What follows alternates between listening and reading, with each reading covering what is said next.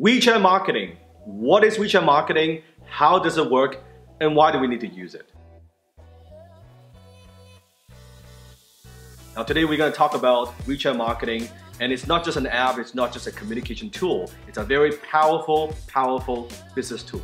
So Victoria, share with us, why do we need WeChat marketing? And sometimes we talk to other people and why we need WeChat marketing, they don't understand what even is. They have never heard of it. Well, essentially, when people think of marketing, they want to go to a platform where there are a lot of users in general. Yes. Obviously, right? Because you want a lot of eyeballs on whatever you're pushing out. So with WeChat marketing, there are just a little bit of under 900 million users in China right now, and that's a huge number. And very few people know that actually they fall in number 3. They're just behind WhatsApp and Facebook Messenger. So in terms of a user base, it's huge right now worldwide. Now, the interesting thing about WeChat is, if you think of the apps that we have now, for example, Facebook, Instagram, and apps like WhatsApp, Apple Pay. So those apps, when we look at them, they're individual apps with their individual functions. Now, the good thing about WeChat is their intention is to keep users on their platform as long as possible. So what they've done is they've amalgamated all the different functions from all the other apps that are available right now and pretty much roll it into one single app. And therefore, most users in China, they're on WeChat pretty much all day long. Yes. Especially since they have integrated payment processing as well. So when people go out in China, they don't even bring their wallets. So they bring their phone. They can use it like a social media platform. They can call their friends, obviously, text their friends. But at the same time, they can use it to pay for a variety of things in China. So they use the payment processing almost like an e-wallet. They can shop right from the app. They could chat with their friends. And when I go to China, a lot of my friends, they use the app, but they use that way more than calling someone else.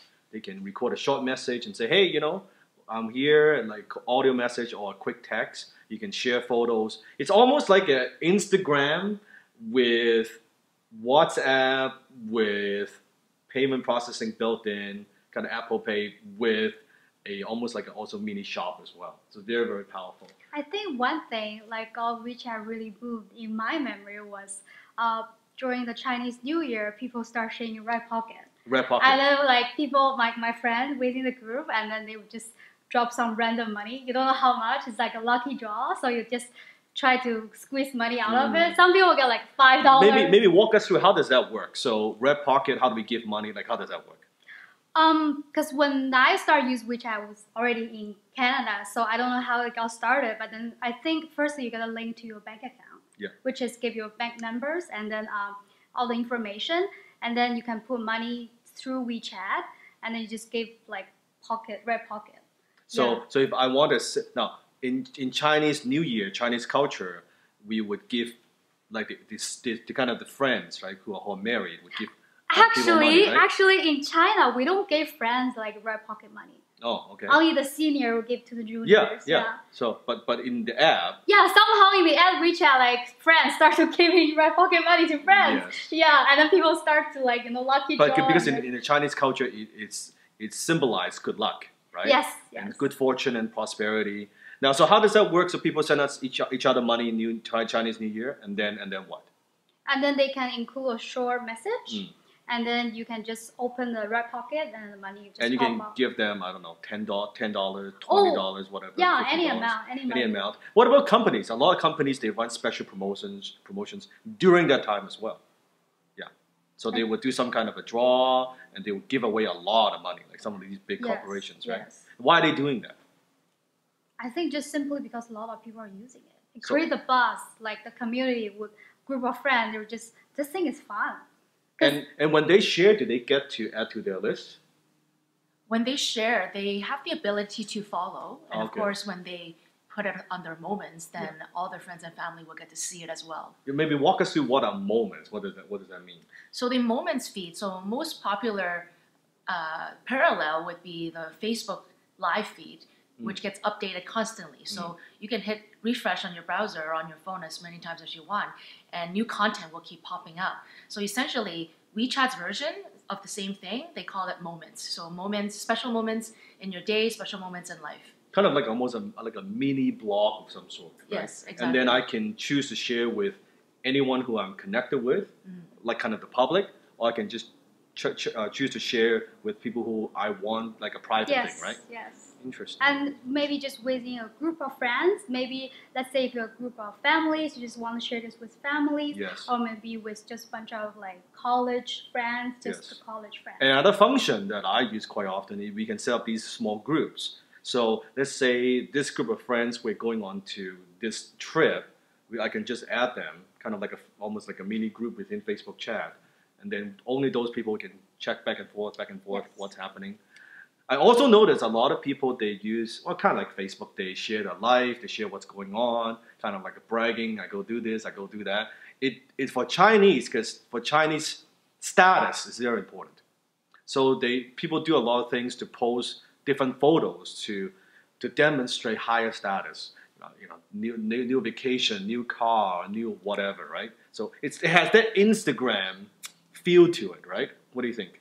It's actually very funny because, my dad always on WeChat all the time. All the time. And then just updating, refreshing the moments. And then before, like my dad never used Facebook, never really used internet a lot. Yeah. But somehow WeChat is really addicting to like the age group of my mom and my dad. Yeah. And then, so not just for young people. Yeah, no, not at all. Not just for young people. And then they're the one actually most exciting when they get the red pocket money. Yeah. Yes, like for a little bit of money, yes. And then they share, and even there's a science to writing these posts, because it's a little bit different. In Instagram, you're like, I post this picture, like, look at how cool I am. But Chinese, they're a little bit more subtle. They might like post a freaking photo, and then they write a little poem below it, right? I'm seeing this, and I'm looking at that, and here's how I'm feeling, and it's quite interesting, like the way they post it. And what about for businesses?